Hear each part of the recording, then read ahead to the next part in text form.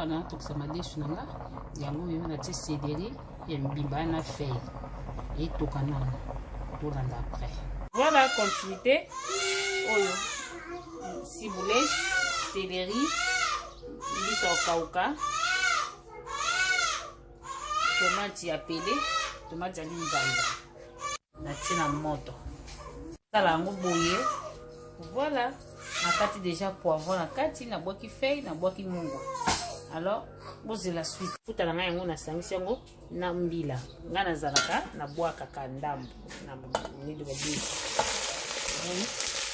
Boaki ndambo, katika kaya sauce mkeno.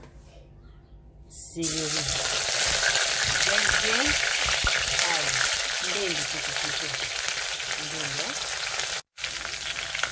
Na boaki matu. Na tie ayampade muscade na sauce yango izo. Sauce na biso ma desu fo. Voilà résultat ma desu yango yo. Eza bo ebeli, c'est pas la peine de continuer. Ebeli.